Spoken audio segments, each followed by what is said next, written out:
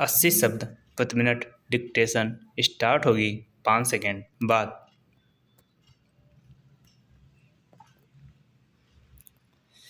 Start.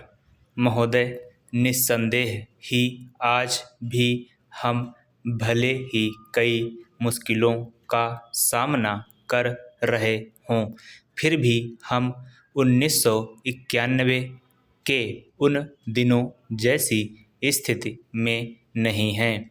एक राष्ट्र के रूप में हमने काफ़ी भरपाई कर ली है और हम आगे बढ़ने के लिए तैयार हैं।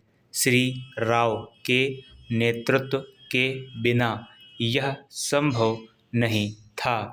अब यह अटकल लगाना व्यर्थ और मूर्खतापूर्ण भी है कि कोई और नेता होता तो क्या कुछ ज़्यादा और बेहतर किया जा सकता था या नहीं। तथ्य यह है कि वही नेता थे जिनके कारण हम एक ऐसी स्थिति तक पहुंच गए हैं जो देश और उसकी तरक्की के लिए निरापद है। हम जिस अवधि से गुजरे हैं वह बहुत मुश्किल और हलचलपूर्ण थी। सोवियत संघ के पतन और विघटन से हमारी जो कुछ भी अंतर्राष्ट्रीय स्थिति थी उसका आधार ही खत्म हो गया। ऐसा लगता है कि हमारे देश में कुछ लोग इस घटना का पूरा मतलब नहीं समझ पाए हैं। बेशक यह कम्युनिस्टों और आधुनिक समाजवाद के अन्य समर्थकों के लिए बेहद चिंता का विषय था।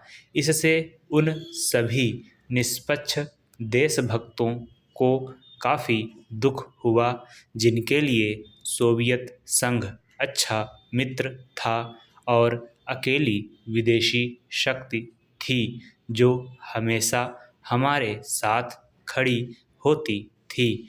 उससे हमें काफ़ी नैतिक और भौतिक समर्थन भी मिला था।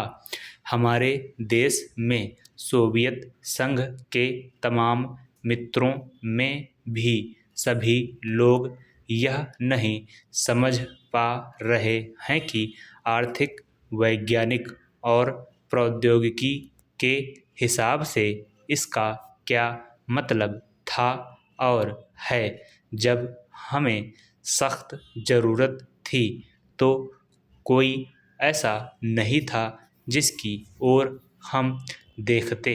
घबराने और अपने देश को दिवालिया राष्ट्र घोषित करने के बजाय प्रधानमंत्री ने मुश्किलों का डटकर मुकाबला किया।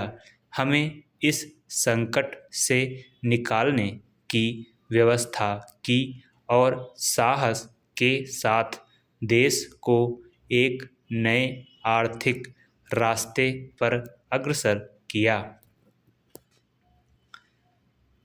कांग्रेस ने अपने चुनाव घोषणा पत्र में इसकी मोटी रूपरेखा न बना ली होती तो बेशक यह संभव न हो पाता।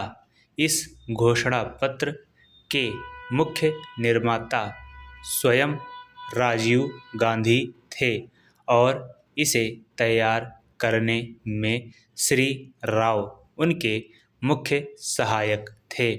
देश को संकट से उबारने और नए आर्थिक रास्ते पर ले जाने में बेशक मनमोहन सिंह की देशभक्ति, विद्वता और ख्याति महत्वपूर्ण कारण थे। नई आर्थिक नीति जनता के हित में नहीं है, इस काल्पनिक तथ्य को लेकर काफ़ी हंगामा मचाया जा रहा है। इसके उलट अगर उसे अपेक्षित ढंग से लागू नहीं किया जा रहा है तो इसकी वजह यह है कि जनता के नाम पर हर तरह की आंशिक और कारपोरेट मांगें पूरी की जा रही हैं। प्रधानमंत्री ने दो महत्वपूर्ण तरीकों से नई आर्थिक नीतियां बनाने में अपना योगदान दिया है। सबसे पहले तो उन्होंने नई नीति लागू करने के लिए मध्यम मार्ग अपनाने पर जोर दिया है। समाप्त।